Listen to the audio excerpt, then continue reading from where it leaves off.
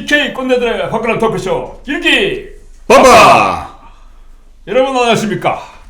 화장상TV 가을적 기식인 조영찬입니다. 오늘은 TK 공천이 거의 TK 미래통합당 공천이 거의 끝나가는 시점입니다. 물론 대구 달서갑이라든가 경북 북부 지역 두 곳이 지금 아직 미래통합당 공천자 결정되지 않았습니다. 하지만은 대부분 지금 미래통합당과 민주당 심지어 무소속까지 라인업이 거의 완성된 단계입니다.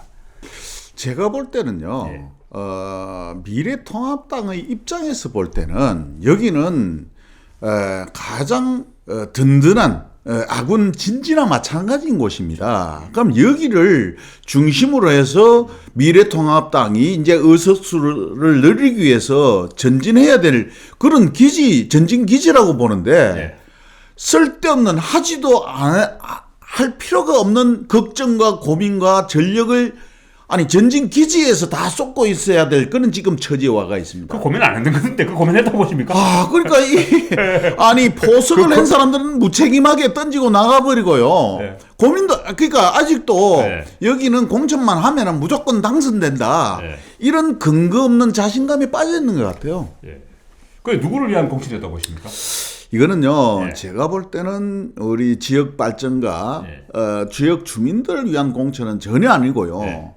아마 미래통합당의 필요에 의해서 내지는 대권을 위해서 누가 말 잘 듣는 사람인가, 내가 마음대로 부릴 수 있는 사람이 누가 있을까, 요걸 찾아낸 것 같아요. 그래서 이거는 지역 주민들하고 상관없는 공천이다. 저는 이렇게 봐집니다. 일단 공천 과정이 공정하지 않았다. 특히 이번 공천에서 TK 공천에서는 공천관리위원회, 미래통합당 공천관리위원회 지역 인사가 한 분도 없었다. 물론 또 지역 정치인들이 아무도 불출마 선언도 하지 않았고 이랬기 때문에 끼지도 못했지만은 공천관리위원회에 TK 인사들이 못 들어갔고, 또 하나 그와 더불어서 또 미래통합당의 자매정당이죠. 비례한국당에도 지금 계속 논란이 되고 있습니다만은 그 상위 순번에 TK가 한 명도 없어요. 이렇게 지금 미래통합당 TK 당원이 거의 30%입니다. 그런데도 찬밥이고 낙동강 오리알이고 지금 TK 지금 주민들이 그죠? 보세요, 우리 애들을 안 키웁니까? 애들요. 100원만 줘도 말 잘 듣는 애를 1,000원 줄 일이 없어요. 그렇죠. 예? 그러니까 아무것도 안 줘도 말 잘 듣고 머리 감고 하는데 뭐 하려고 그래, 뭐 신경을 쓸 것 같아요. 아무나 주면 되지. 자, 내가 화가 나는 거는요. 과거에는 낙하산 공천을 할 때요. 과거에도 낙하산 공천이 있었지 않습니까? 친박들이 공천을 할 때도요. 그래도 그레이드가 우리가 이름은 되면 알만할 사람, 또 누구라도 이 정도 되면 국회의원이 되기에도 손색 없는 막 그 정도의 인물이다 할 우리가 인정할 만한 사람이라도 낙하산을 했어요. 같은 낙하산이라도 그러면 우리가 자존심이 상하지 않는데, 내보다도 나은 게 뭐 별로 모르는, 정말 얼굴도 모르고 이름도 안 알려져 있고 그 이력을 봐도 하나도 나을 것 없는 사람이 갑자기 왔어요. 이제는 좋은 사람 골라가지고 대구까지 줄 거 없다는 거예요. 서울 수도권에다가 포석을 하고, 야, 대구는 아무나 줘, 아무나 공천 줘, 그건 다 당선이야. 지금 이렇게 본다는 거 아니에요. 예, 맞습니다. 잡힌 물고기한테 먹이를 주는 바보가 됐습니까? 정말 TK 우리 대구 시민 여러분, 이제 정신 좀 차립시다. 예? 아무나 꼽아주면은 무조건 막 묻지도 말고 따지면 무조건 찍어야 된다. 일단은 문제가 된 지역구를 제가 한번 꼽아봤습니다. 대구 북구 갑을, 수성구 갑을, 그리고 달서 갑, 경북의 두 곳인데요. 안동 예천, 그리고 황남 울릉 정도로 꼽았습니다. 물론 또 다른 지역도 있죠. 호반장님께서 꼽으신 지역 한번 얘기해 보세요. 구미 얼도요. 예. 구미 얼도 인정 못 타서 지금 선거운동을 계속하고 있어요. 이런 말씀드리기는 곤란하지만은 그렇고, 지금 영천도 그렇고요. 이미 무소속 준비를 지금 하고 있는 것 같아요. 왜 이렇게 걱정하고 고민하지 말아야 될 이 일들을 왜 이렇게 저질러요? 누가 못하나 시합하는 것 같아요, 지금 양당이. 그러면은 제가 대구 북구갑을 제일 먼저 하겠습니다. 대구 북구갑을 제일 먼저 꼽은 이유는 제가 사심이 좀 있습니다. 제 사랑하는 후배입니다. 신문사 후배였는데요. 이현태 민주당 후보, 더불어민주당 후보인데요. 제 또 그 비밀 사조직이라고 남인당이 있습니다. 남인당이 있는데 남인당 원외 대표입니다. 그래서 제가 특별히 북구갑을 먼저 시작하도록 하겠습니다. 민주당 이현태 후보도 있고 그 다음에 미래통합당 양금희 여성유권자연맹 회장이죠. 양금희 후보가 지금 미래통합당 공천을 받은 적입니다. 여기에 지금 현역 의원이시죠. 정태욱 의원 지난 18일에 드디어 무소속 출마를 선언하셨습니다. 정태욱 의원 지역구 어떻게 보십니까? 제가 볼 때는 이렇습니다. 예. 그 이현태 의원은 그 매일신문 정치부 기자 출신이고 그 지역에 구의원을 하셨어요. 이분이 성강고등학교를 나와서 연세대학을 나왔습니다. 그러니까 뭐 인물 댐댐이 자체가 그런대로 뭐 정치를 할 만한 기력을 쌓았어요. 그런데 문제는 그러니까 당이 문제인데 당이 올바랐을 때는 가지만은 지금 여기에 이현태, 양금희, 정태욱 세 사람을 비교했을 때 나이도 62년생, 61년생 거의 비슷하고요. 뭐 정치 경력도 정태욱 의원은 뭐 그냥 어찌됐든 지역구 의원을 하셨고 한데 지금 공천받은 양금희 후보는 지금 거의 알려져 있지 않아요. 그러니까 뭐 지역구에서 어떤 활동을 뭐 이런 게 제가 조사를 많이 해봤는데요. 나오질 않습니다. 나오질 않고 남산여고를 나와서 경북대학을 나와서 뭐 상서여상에서 한 교직에 한 10년 계셨다가 지금 여성 유권자 연맹 중앙회장이라는데 중앙회장 같으면은 뭐 서울이나 뭐 어떤 전국을 다니셨겠죠. 근데 지역구에서 당선되는 분이 지역구에 어떤 활동을 했냐 잘 알 수가 없어요. 오늘은 우리가 무소속 특집이니까 좀 더 무소속 무소속을 좀 띄워줘야 돼. 집중했으면 좋겠어요. 띄워준다기보다는 집중했으면 좋겠는데 정태욱 후보는 사실 의원은 2018년에 큰 사고를 쳤죠. 자한당 대변인 시절에 자유한국당 대변인 시절에 이부망천 이것 때문에 지금 사실 이번에도 컸다 싶거든요. 지금 이 지역구하고는 관계없는 말씀 안 해요? 근데 그렇죠. 이제 그때 이제 이부망천이라는 게 모르시는 분들을 위해서 제가 다시 한번 말씀드리겠습니다. 이혼하면 부천 가고 망하면 인천 간다. 그래서 이부망천 사실은 그 여당의 프레임에 걸리더는 거죠. 걸리더는데 그래서 또 탈당까지 했었어요. 그때도 탈당했다가 다시 복당했었는데 이번에 또 다시 공천에서 컷되시면서 3월 18일 날 무소속 출마 선언을 하시면서 살아서 돌아가겠다. 공관위가 당헌당규를 무시했다. 연고도 없는 서울 떠내기 특혜를 낙하산 공천했다. 당원들이 울분을 참지 못하고 있다. 당선되면 바로 복당하겠다. 이렇게까지 이야기했습니다. 그러면서 이석연 또 그 공관위 부위원장이죠. 미래통합당. 많은 논란이 있었지만 우리 선거에 악영향을 우려해서 잘랐다. 뭐 이렇게 이야기하는데 정태욱 후보 입장에서는 또 그렇지도 않아요. 나는 충분히 소명했다. 자기에게 문제가 있다면 경선 기회라도 줘야 되지 않느냐. 이렇게 얘기하더라고요. 지금 이 선거구에서 정태욱 의원의 경쟁력을 어떻게 보세요?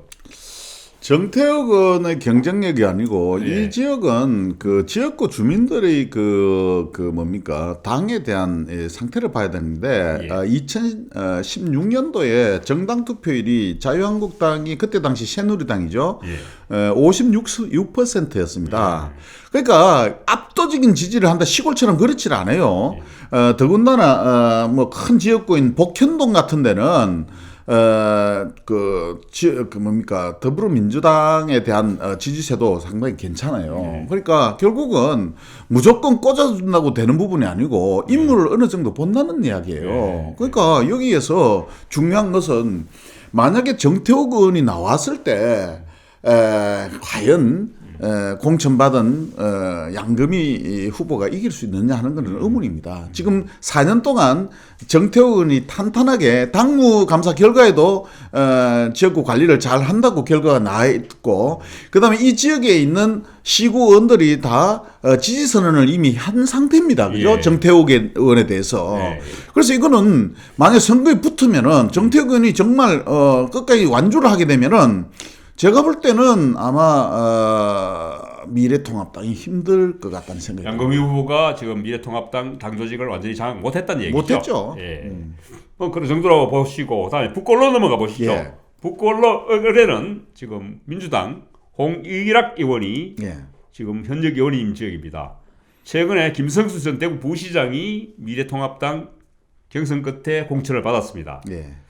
그리고 여기에 지금 또 과거에 재선 의원인 주성영 의원, 동구갑에서 하셨죠 이분은. 예. 동구갑에서 재선 의원 출신인 주성영 의원이 이게 7년째 여기 와서 지금 틀을 닦고 있어요. 주성영 의원 무소속으로 지금 출마 선언을 했거든요. 17일 날. 지금 주성영 의원 경영이 어떻게 보세요? 저는 주성영 의원은 그 동구갑에서 재선하셨기 때문에 북구을에 미치는 영향이 솔직히 크지는 않다고 생각해야 돼요. 본인이 가지고 있는 이미지나 이런 것도 그렇게 썩 좋지는 않다고 저는 봅니다. 근데 제가 뭘 보는가 하면은 북구을 지역은 더불어민주당의 지지도는 2016년도에 비례정당 투표에서 한 15%밖에 안 돼요. 아 그래요? 예. 강세 더불어민주당 강세 지역이라고. 아니요, 이게 더불어민주당의 강세가 아니고 홍일학에 대한 강세입니다. 왜냐하면은 그때 당시에 15%밖에 안 되는 정당 지지율을 갖고 52%를 얻었어요. 대단한 겁니다, 이거는. 부인의 득표력이 굉장하다면서요? 예, 그럼요. 그 부인이 아주 구석구석 다니면서 아마 뭐 봉사활동하고 설거지하고 대민 친밀감이 아주 높아요. 그래서 특이한 거는 구암동이라든가 동천동, 거구동 같이 이렇게 큰 동네에서 인기가 상당히 높습니다. 그래서 이거는 주성영 의원이 영향을 미친다 안 미친다가 아니고 본인의 그러니까 홍일학 의원을 이길 만한 그런 활동을 폈나, 이거는 완전히 그런 관계로 보셔야 됩니다. 제가 볼 때는 여기에는 공천을 받았으니까 무조건 된다, 이거 성립 안 되는 지역입니다. 그러니까 그러니까 무소속 때문에 내가 이기고 진다는 게 아니고 홍일학 의원 본인을 돌파해낼 능력이 있냐 없냐. 그래서 지금 그 김성수 후보가 공천을 받긴 했습니다만은 이게 상당히 어려운 사람이 될 것 같은 게, 그럼요. 주성영 후보가 나왔는데다가 지금 심지어는 주성영 후보가 이런 얘기까지 하더라고요. 그 홍일학 의원의 경쟁력이 김부겸 의원보다 더 세다. 자기 입장에서는. 그래서 실제적으로 물론 지금 여기에 북구 쪽에 지금 시의원도 한 명 있고 그 구의원들도 몇 명 있다 하더라고요. 지금 이 지역에. 그래서 홍일학 후보 부인의 경쟁력 때문에 어떻게 보면은 수성갑 지역보다 훨씬 더 힘든 지역이다. 험지다. 그리고 지금 영남일보 여론조사인데요. 지난번 그 후보 적합도 조사에서 주성영 의원, 전 의원이 29.7%였던 반면에 김성수 부시장은 7%에 불과했어요. 지금 이번에 공천받은. 그러니까 나머지 미래통합당 후보 세 후보의 그 총합보다도 주성영 의원이 더 많았거든요. 그런 면에서 지금 주성영 의원은 지금 화를 내는 게 황교안 대표하고 또 34년직이라고 자기는 주장하더라고요. 근데도 벌길에 공천을 떨어져 버리고 34년직이 별 볼 일 없네. 우리 구독자 여러분 아셔야 될 게 그 홍일학 의원을 왜 만만하게 보시면 안 되느냐면요. 이분이 대구 경북에서 일어나는 모든 해결되지 못하는 민원을 다 끌어안고 해결하고 있어요. 아, 그래요? 예. 이게 김부겸 의원보다는 홍일학 의원한테 먼저 갑니다. 그러니까 그만치면 홍일학 의원이 대구 경북에 있는 풀지 못하는 민원들을 해주고 있다는 제가 소문을 들었어요. 그러다 보니까 드러나서 뭐 으쌰으쌰 하는 건 없어도 물밑에서 나름대로 손발들이 많이 움직이고 있다, 이렇게 이해하시면 될 거예요. 그래서 저희들이 오늘 지금 무소속 후보 강세 지역들을 보는 이유도 이겁니다. 사실은 무소속 후보도 강세 지역이지만은 강세 무소속 후보가 나오는 지역에서 민주당 후보가 어부지리 내지 경쟁력을 삼각구도로서 경쟁력을 가진 지역을 집중적으로 살펴보고 있거든요. 그 대표적인 지역이 다음에 살펴볼 수성갑 지역입니다. 수성갑 지역은 대구 경북의 최대의 빅매치이면서 이번 총선에서도 전국 선거에서도 손꼽히는 빅매치 지역입니다. 뭐 서울의 종로, 동작을 뭐 또 광진을도 있지만은 서울의 3대 그 빅매치 지역이 그 세 군데인데 대구 수성갑도 전국적인 빅매치 지역입니다. 김부겸, 주호영 두 TK의 최다선 의원 두 분이 지금 경쟁하는데 여기에 이진훈 전 수성구청장이 18일 이번 공천에 불만을 불고 무속 출마를 선언했단 말이죠. 여기 이 지역을 어떻게 보십니까? 이게요. 네. 이게 우리가 씨름 감독들이 5명 선수 선발해서 씨름을 붙일 때 A라는 선수하고 우리 선수 누구하고 붙이는 게 좋을 것인가 이걸 생각을 하잖아요. 네. 그러면은 이 선수한테는 이 선수가 이 선수를 붙여서 이기면은 우리가 완승을 할 수 있다 이런 전략 작전이 있어야 되는데 나는 왜 웃기냐면은 몇 달 전에 김부겸 선수하고 연습하고 있는 이 선수 저 선수를 다 한번 시뮬레이션 해봤단 말이에요. 예, 그렇죠. 다 붙일만 했고 다 이긴다는 나왔어요. 예. 그럼 그래 갔어야지. 예. 아니 그런데도 이거 준비되어 있는 선수가 있는데도 불구하고 그건 숨겨놓고 다른 사람 데리고 가 붙였다고요. 그걸 빅매치라고 이야기하는데 저는 그 빅매치가 아닙니다. 그래요? 예. 그러니까 이거는 제가 볼 때 위험한 도박이죠. 예, 그때 사실은 보면은 2019년 10월에 영남일보 여론조사에서 소위 말하는 덕보자 후보죠. 이진훈 수성구청장을 비롯한 덕보자 후보들이 다 김부겸 후보를 10% 이상 이기고 있었어요. 그런데 지난 3월 15일 KBS 한국일보 여론조사에서는 김부겸 의원이 32.1%, 주호영 의원이 37.3%로 오사범위 플러스 마이너스 4.4%포인트 안에 들어있었습니다. 문제는 당선 가능성은 주호영 의원이 44.6%, 김부겸 의원이 30.9%로 지금 많이 앞서고 있습니다만 실제적으로는 지금 빅매치가 되기 전에 덕보잡 후보들이 나왔을 때 소위 말하는 덕보잡 후보라고 해서 미래통합당 AB 후보들은 죄송합니다만은 그런 후보들이 나왔을 때도 다 10% 이상을 김부겸 후보를 이기고 있었거든요. 그런데 이런 결과가 나왔단 말이죠. 오사범위 내에 접전을 벌이는 걸로 나왔다면은 미래통합당 공천이 문제가 있었다는 거죠. 있었죠. 그러면 이진훈 후보가 나옴으로써 지금 변수가 어떻게 들어가 보십니까? 이진훈 후보가 나오면요, 저는 이 선거는 필패한다 봅니다. 자, 말씀드릴게요. 이 수성갑의 그 더불어민주당의 지지율은 20%입니다. 그냥 묻지만 20%는 더불어민주당 당원 정도의 그 열의를 가지고 있다고 생각하시면 돼요. 또 김부겸 의원 개인기 됐잖아요. 그렇죠. 거기에 김부겸 의원이 지난번에 얻은 득표율이 62%였어요. 그러니까 압도적으로 갔다는 거예요. 그런데 그게 고산 1, 2, 3동은요. 고산 1, 2, 3동은 완전히 김부겸 의원 동네라고 생각하시면 돼요.